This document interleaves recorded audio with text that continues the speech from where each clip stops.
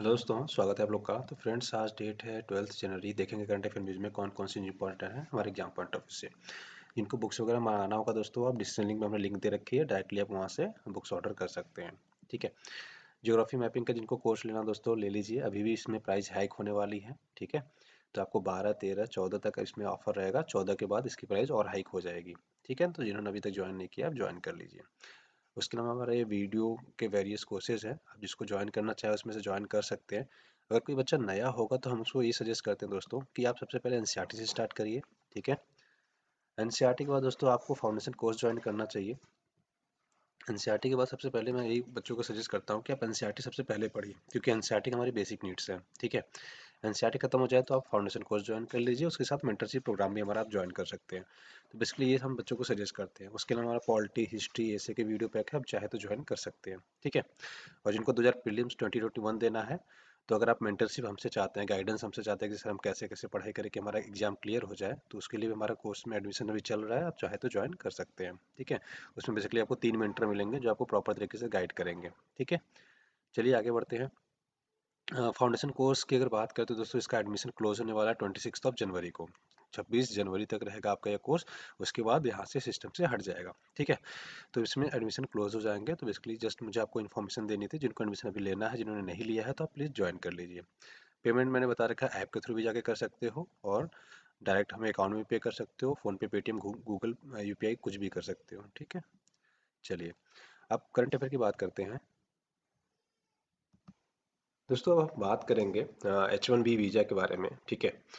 तो ये बड़ा चर्चा में रहता है, खासतौर पे अगर हम इंडियन कंटेक्स्ट में बात करें तो बहुत ज़्यादा चर्चा में रहता है। तो इसके बारे में थोड़ा समझने की कोशिश करते हैं कि H1B वीज़ा है क्या। बेसिकली क्या है कि मतलब किसी को यूएसए में जॉब करना होता है। ठीक है। किसी को अमेरिका जाना होता है। खासतौर पे हम इंडिया के परपक्ष में ही लेते हैं। ठीक है। तो सपोज डैट कि आपको इंडिया से यूएसए जाना है जॉब करने के लिए, तो आप वीज़ा के लिए अप्लाई करते हैं। ठीक है। तो वीज़ा जो सबसे ज़्यादा फेमस है उसको हम बोलते हैं H1B वीज़ा। ठीक है। सबसे ज़्यादा इंडिया में यही फेमस है। तो इसके अलावा भी बहुत सारे वीज़ाज़ हैं यूएसए के, जैसे H1B है, H2B है, L1 है, O1 है, E1 है। राइट। वेरियस वीज़ाज़ हैं, लेकिन जो इंडियन वर्कर में सबसे ज़्यादा फेमस है वो है आपका H1B वीज़ा। ठीक है। अब वीज़ा बेसिकली होता क्या है, मतलब जो ये H1B, H2B, L1, O1, E1 क्या निकालते हैं, बेसिकली उसको समझने की कोशिश करते हैं। ठीक है। मान लेते हैं कोई इंजीनियर है। ठीक है। मान लेते हैं कोई इंजीनियर है। अब उसको जॉब करना है यूएसए में, तो उसके लिए उन्होंने क्या किया, एक मापदंड बनाया है। मतलब उसको हम H1B वीज़ा देंगे, ये कह दिया उन्होंने। ठीक है।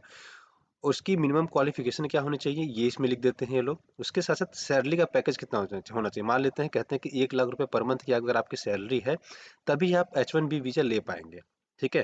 अगर कोई यूएसए में कंपनी आपको जॉब दे रही है, तो आपकी सैलरी मिनिमम कितनी होनी चाहिए, 1 लाख रुपए।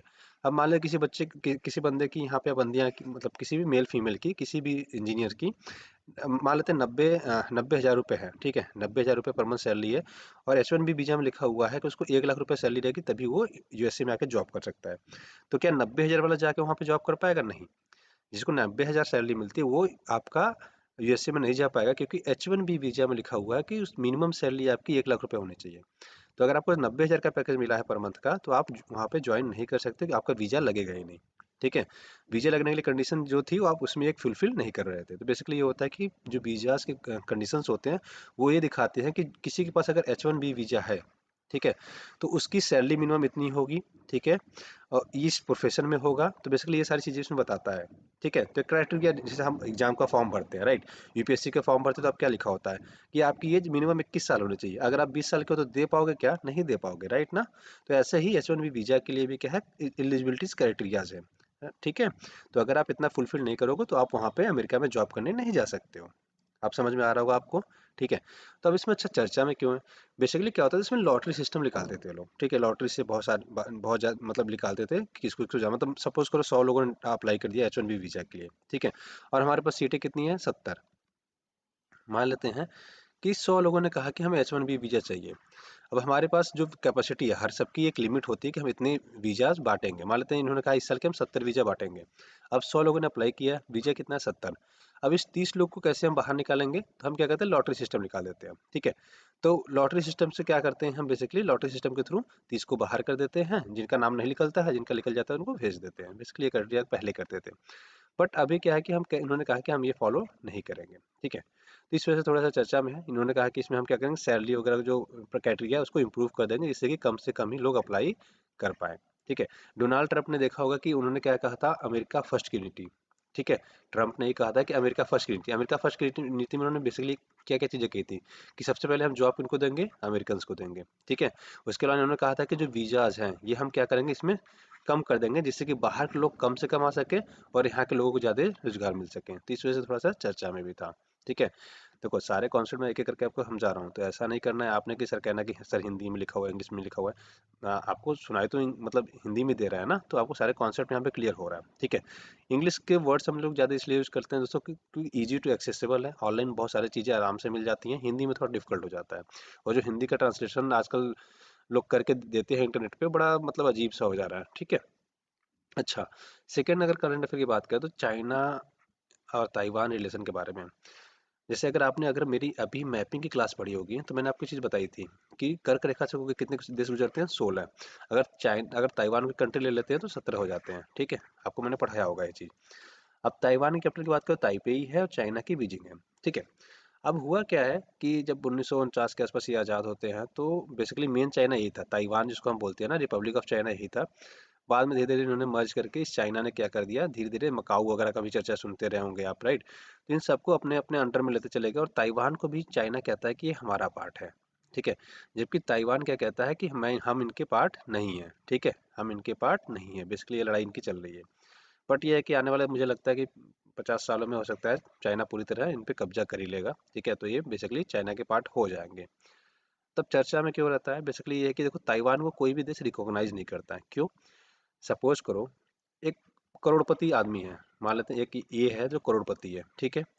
एक बी है इसका भाई जो बहुत ही गरीब है, मतलब वो महीने का मतलब 3,000 रुपये कमा रहा है और इसकी महीने की इनकम 1 करोड़ है। ठीक है। इसकी 1 करोड़ है, इसकी 3,000 है और आप यहाँ पे हो सी। ठीक है।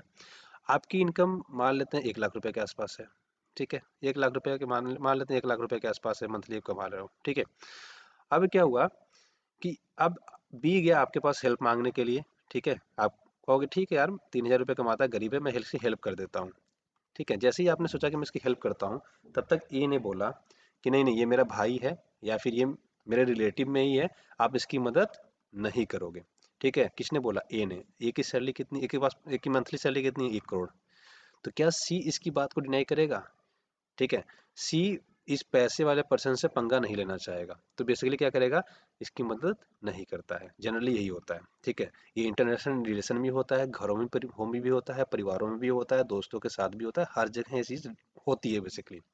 अनलेस आप बहुत ही ज़्यादा दयालु हो, ये सब चीज़ें हों। ठीक है। बट ऐसा जनरली आपको एक्सेप्शन मिलेगा, वो जनरल नहीं मिलेगा। ठीक है। तो ये क्या करेगा, जो 1 करोड़ रुपए कमाता है पर मंथ, इसकी बात मानेगा और इसको हेल्प करने से डिनाई कर देगा। सेम ऐसे ही है। चाइना क्या है? चाइना पावरफुल है। ठीक है। ताइवान क्या है? कमजोर है। अब कोई और देश ले लेते हैं हम, मान लेते हैं पाकिस्तान हो गया। ठीक है। या इंडिया ही हो गया। ठीक है। अब इंडिया ले लो या पाकिस्तान, किसी को भी ले लो। अब ताइवान गया, बोला भैया हमारी हेल्प करो। ठीक है। इंडिया कहेगा चलो ठीक है करते हैं। तब तक जरा चाइना बोलता है इंडिया से, नहीं नहीं नहीं करोगे आप।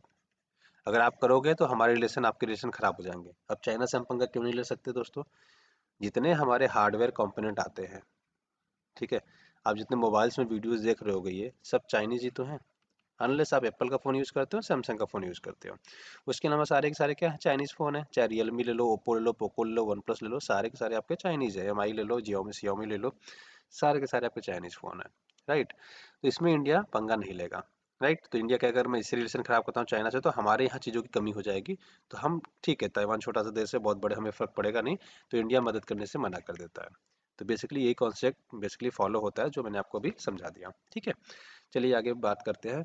What is the K shape economy recovery and what are its implications. देखो के शेप की इकोनॉमी होती क्या, बेसिकली सबसे पहले तो ये समझते हैं के शेप का मतलब क्या है। ठीक है।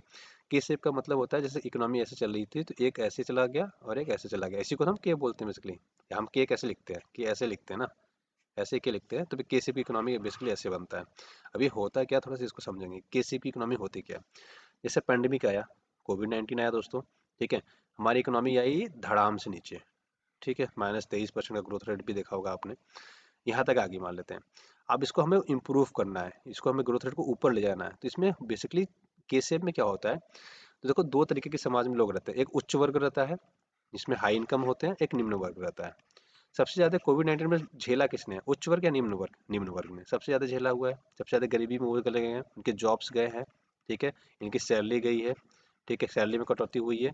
बहुत सारे लोग तो गरीबी गरीबी की रेखा से और नीचे चले गए हैं। सबसे ज्यादा फर्क इनको पड़ा है। उच्च आय वर्ग वालों को बहुत ज्यादा फर्क नहीं पड़ा है, और ये कहा जा रहा है कि जल्दी से रिकवर भी हो जाते हैं, ठीक है। तो बेसिकली ये कहा जाता है कि देखो उच्च वर्ग जो होता है वो तो रिकवर कर जाते हैं केसेप इकोनॉमी में, लेकिन जो निम्न वर्ग रहता है, जो गरीब रहते हैं, ठीक है, वो गरीब जो रहते हैं वो और गरीब होते जाते हैं। तो ये शेप कैसा बन जाता है, कुछ के टाइप में बन जाता है, ठीक है। इसी को हम बोलते हैं के शेप इकोनॉमी, ठीक है, इसी को बोलते हैं हम के शेप इकोनॉमी। बेसिकली ये था टर्म्स जिसको मुझे समझाना था आपको, ठीक है। चलिए, अब देखो बहुत सारे शेप्स की इकोनॉमी है, तो अब जब के शेप पढ़ रहे हैं तो बाकी शेप भी हमें पढ़ने की बड़ी जरूरत हो जाती है, क्योंकि यूपीएससी का बड़ा खेल ना बड़ा अजीब सा है। हमने क्या पढ़ा अभी, बस के शेप। वो के शेप ना पूछ के बाकी इन शेप के बारे में पूछ लेंगे कि बेसिकली ये क्या चीज़ है। तो एक इकोनॉमी होती है वी शेप। जैसे पेंडेमिक आया, धड़ाम से इकोनॉमी गिरी, और फिर उसके बाद जब रिकवर करना चालू तो बहुत तेजी से रिकवर कर गई, तो ये कहते हैं ठीक है, बाकी कंपेयर में तो बहुत ज़्यादा अच्छा है। एल शेप में क्या हुआ, पेंडेमिक आया, ठीक है, इकोनॉमी धड़ाम से गिरी और उठ ही नहीं पाई, धीरे धीरे धीरे धीरे धीरे चल रही है, हम ग्रोथ कर ही नहीं पा रहे हैं। दूसरा होता है डब्लू शेप। डब्लू शेप में क्या होता है, अचानक से गिरे, फिर अचानक से उठे, फिर धड़ाम से गिर गए, ठीक है, फिर उठ रहे हैं, ऐसे हो बेसिकली डब्लू का शेप बन जाता है। अब ये कैसे होता है, पेंडेमिक आया, कोविड 19 आया दोस्तों, यहाँ पे धड़ाम से गिर गए हम, फिर रिकवर करना चालू किया, फिर धड़ाम से गिर गए हम लोग, ठीक है, इकोनॉमी संभाल नहीं पाए। और यू शेप में क्या होता है, यू शेप में दोस्तों हमारी इकोनॉमी जैसे गिरती है वैसे फिर धीरे धीरे रिकवर करना चालू हो जाती है, ठीक है। और नाइकी वुश शेप में क्या होता है कि आपकी इकोनॉमी गिरी, ठीक है, और मतलब एक तरह से मतलब बहुत तेजी से भी ग्रो नहीं करती, बहुत स्लो भी नहीं चलती है, ठीक है। तो ये ऐसे बेसिकली नाइकी का आपने देखा होगा ना, इससे निशान होता है, तो इस शेप में बेसिकली ये ग्रोथ करती है। उसके अलावा होता है जेड शेप। इकोनॉमी बढ़ रही थी, पेंडेमिक आया, धड़ाम से गिरी, फिर उसके बाद जैसे बढ़ रही थी पहले, फिर वैसे ही धीरे धीरे आने लगा, ठीक है, तो बहुत तेजी से रिकवर करती है।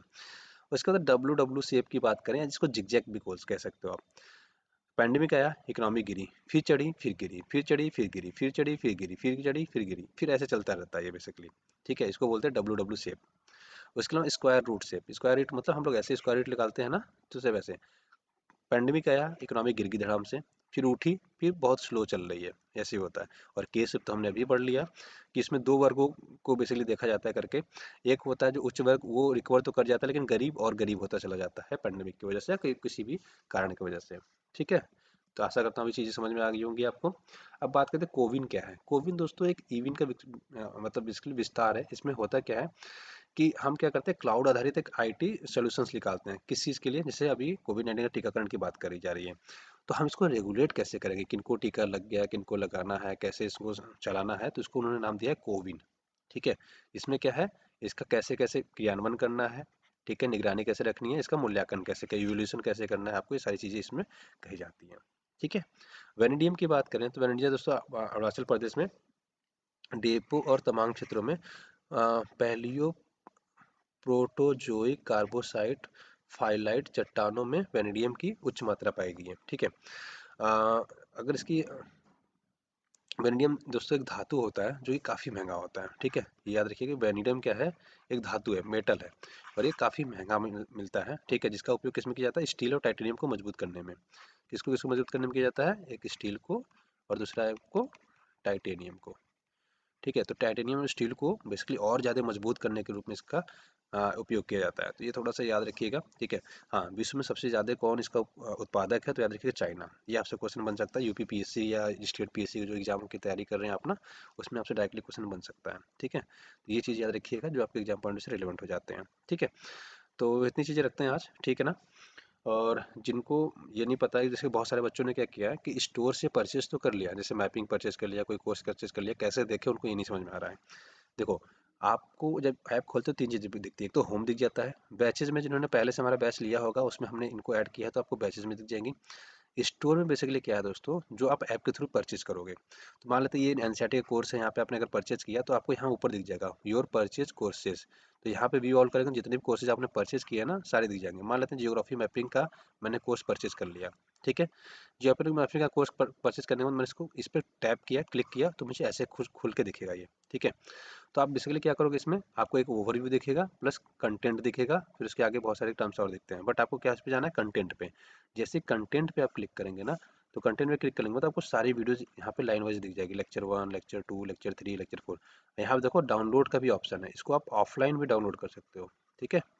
इसको आप ऑफलाइन भी डाउनलोड कर सकते हो, यहाँ पे ऑप्शन है, यहाँ पे वीडियो पे क्लिक करके आराम से इसको देख सकते हो, ठीक है। तो जिनको ज्योग्राफी मैपिंग ज्वाइन करना है दोस्तों, अभी भी ज्वाइन कर लीजिए, अदरवाइज इसकी भी प्राइसेस हाइक होने वाली हैं। और जो बहुत नए हैं उनको मैं रिक्वेस्ट करूंगा कि आप एनसीईआरटी से स्टार्ट करिए, then foundation course, then mentorship programme. उसके अलावा भी वेरियस कोर्सेज है, आप जो भी चाहें तो ज्वाइन कर सकते हैं, ठीक है।